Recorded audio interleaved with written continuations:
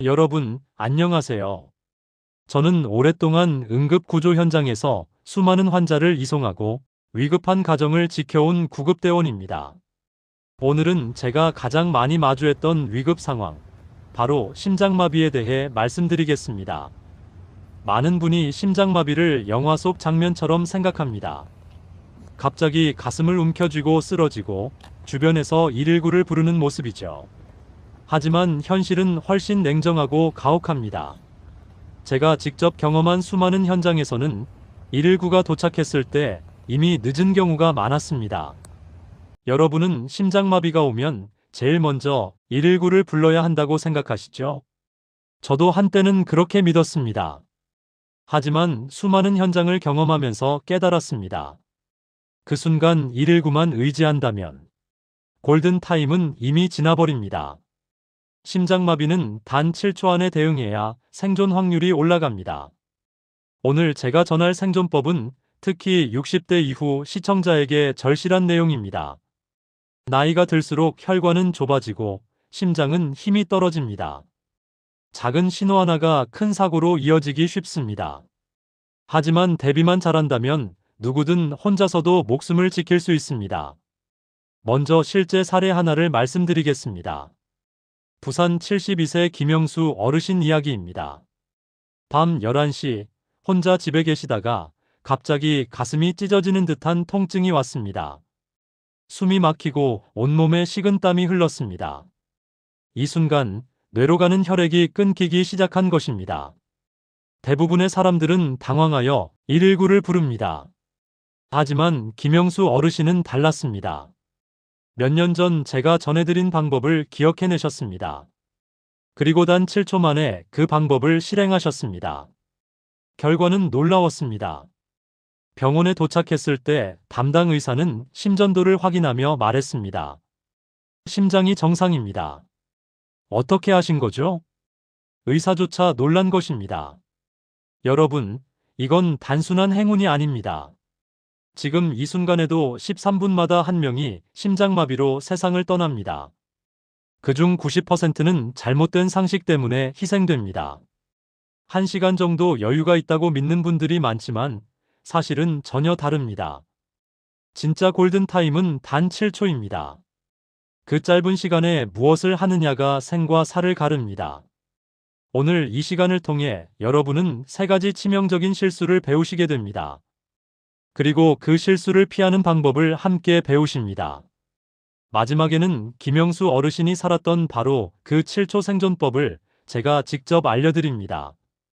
끝까지 들으시면 누구든 혼자서 자신을 지킬 수 있습니다. 첫 번째 치명적인 실수는 가슴이 아프거나 답답할 때 무심코 눕는 행동입니다. 많은 분이 통증이 오면 몸을 뉘으면 편하다고 생각하시지만 그것이 오히려 치명적일 수 있습니다. 서울에 사는 68세 박철수 어르신의 사례를 보겠습니다. 아침 운동 중 갑자기 가슴이 조여왔습니다. 잠시 쉬어야겠다 생각하시고 공원 벤치에 누우셨습니다. 그런데 불과 5분 만에 의식을 잃으셨습니다. 119가 와서 병원으로 옮겼지만 이미 뇌에 산소가 가지 못했습니다. 의학적으로는 뇌사가 진행된 상태였습니다. 왜 이런 일이 일어났을까요? 이유는 간단합니다. 심장이 이미 힘겹게 뛰고 있는데 누운 자세가 뇌로 혈액을 보내는 것을 방해하기 때문입니다. 중력을 거슬러 혈액을 올려야 하니 심장은 더 힘들어집니다.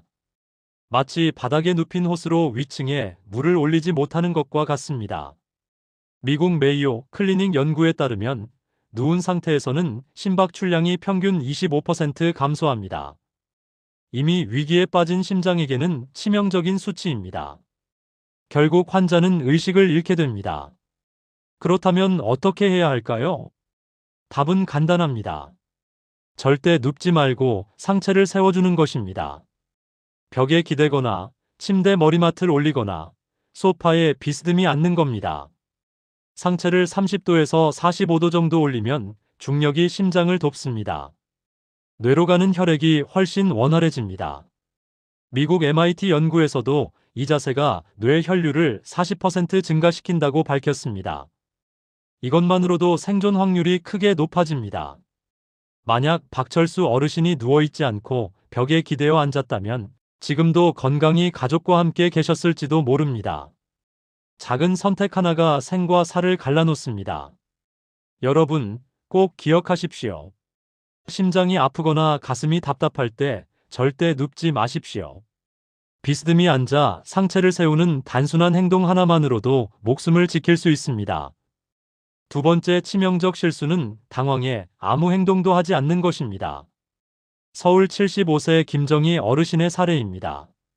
가슴 통증이 왔지만 멍하니 서 있었고 결과적으로 뇌 손상이 진행되었습니다. 왜 이런 일이 생겼을까요?